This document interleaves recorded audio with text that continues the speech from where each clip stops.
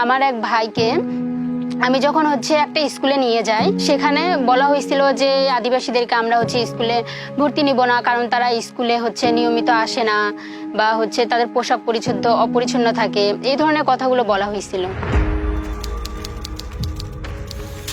আমার নাম মৌসুমী খালকো, আমি আদিবাসী ওরাও সম্প্রদায় থেকে, আর আমি একজন স্টুডেন্ট। এমনিতে আমরা যে আদিবাসী, সেই আদিবাসী পরিচয় আমাদেরকে দেওয়া হয় না, কারণ আমাদের সরকার থেকে ক্ষুদ্র নৃগোষ্ঠী বলা হয়। নারী হিসেবে তো মূল্যায়ন আমরা অনেক জায়গায় পাই না, সেটা পরিবারেও দেখা যায়, অনেক সময় সমাজেও দেখা যায়। আর আদিবাসী নারী হিসেবে তো আরোই বিভিন্ন জায়গায় যখন আমরা বিভিন্ন অনুষ্ঠানে বা স্কুল প্রতিষ্ঠানে যখনই যাই না কেন, তখন তারা তো ভাবে যে একজন আদিবাসী। তখন দেখা যায় যে আমরা কোনো কথা বললে হয়তো সেটাকে বাঙালিদের তুলনায় হয়তো কম মূল্যায়ন করা হয়। যে রাস্তা রয়েছে সেটি কিন্তু চারিপাশে পাকা হয়ে থাকলেও আমাদের বাড়ির সামনে যে রাস্তা থাকে, সেই রাস্তা কিন্তু তারা একমাত্র আদিবাসী গ্রাম আছে বলেই কিন্তু তারা এখন পর্যন্ত সেটা পাকা করেনি। সরকারি যে সেবাগুলো থাকে সেগুলো থেকেও আমাদের আদিবাসীদের পিছিয়ে দেওয়া হয়।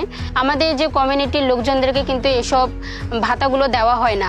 চাকরির ক্ষেত্রে যে কোঠাটা, সে কোঠায় কিন্তু তারা তুলে দিচ্ছে বিসিএস ক্যাডারেও। তো এর কারণে আমরা নারী হিসেবে এগোতেও পারছি না, বিশেষ করে আদিবাসী নারী হিসেবে। আমাদের ওরাও সম্প্রদায়ের কিন্তু নারী পুরুষ সবাই কাজ করে, কৃষি কাজ করে। সেখানে দেখা যায় যে ছেলেদের মজুরি বেশি এবং মেয়েদের মজুরিটা কম। দুইজনে ইনকাম করতেছে, তবু আমাদের পরিবারে যে সন্তানরা থাকে তাদেরকে লালন পালন করা, আবার তাদের পড়াশোনার খরচ বহন করা, এগুলো অনেক টাফ হয়ে যায়। আদিবাসীদের বিশেষ কিছু খাবার রয়েছে যেগুলো হয়তো শামুক, তারপরে ঝিনুক, কুচিয়া মাছ বলে, কাঁকড়া, এগুলো কিন্তু এখন নদী, খাল, বিলে কিন্তু এই ধরনের খাবারগুলো এখন আর পাওয়া যাচ্ছে না। এগুলো যদি সংগ্রহ করে খাওয়া যেত, তখন আমাদের কেনার যেটা কিনে খাই আমরা, সেটা অনেক কম লাগে। শাকসবজি, তারপরে আমিষ জাতীয় খাদ্যগুলো, এগুলো কিনে খেতেও আমাদের অনেক সমস্যা হয়ে যায়। আমাদের কমিউনিটিতে দেখা যাচ্ছে যে বাল্য বিয়েটা 60%ই হয়ে যাচ্ছে। যে 40% না হয়ে থাকে সেগুলো পরিবারে সচেতন এবং